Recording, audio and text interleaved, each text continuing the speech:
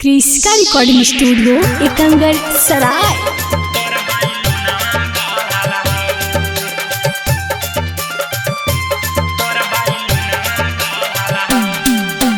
DJ Kundan राज,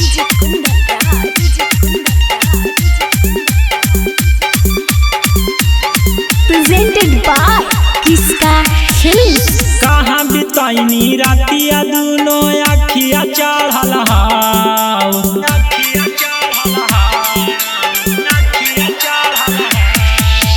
कहाँ बिताइनी रातिया दूनो अखिया चढ़ल हाउ, कहाँ बिताइनी रातिया दूनो अखिया चढ़ल हाउ। तागे छाउरी के करा संगे सुतनी तोर बाइलू नवा बढ़ल हाउ, तागे छाउरी के करा संगे सुतनी तोर बाइलू नवा बढ़ल हाउ।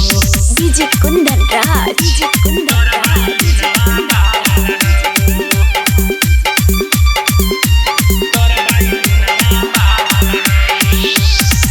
हो गे नी जवान छाउरी चलाही उतान गे, फिरिए में बाटा हाही चिकाना सामान गे।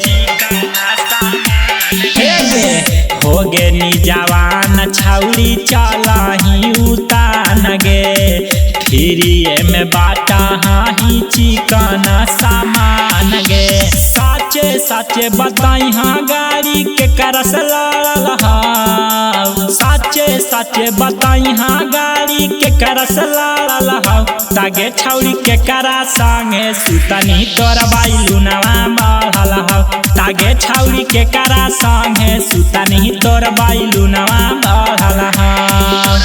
डीजे कुंदन राज,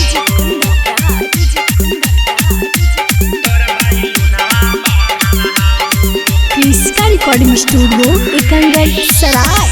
ऐसे न घूमई छौरी आधी आधी रात गे, राजा राउसानवा के मानी ले तू बात गे। ऐसे न घूमई छौरी आधी आधी रात गे, राजा राउसानवा के मानी ले तू बात गे।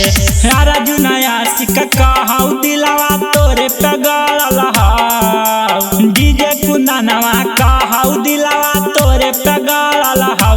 तागे छौरी के करा संगे सुतनी तोर बाइलू नवा बढ़ल हाउ, तागे छौरी के करा संगे सुतनी तोर बाइलू नवा बढ़ल हाउ। क्रिस्का रिकॉर्डिंग स्टूडियो एकंगर सराय।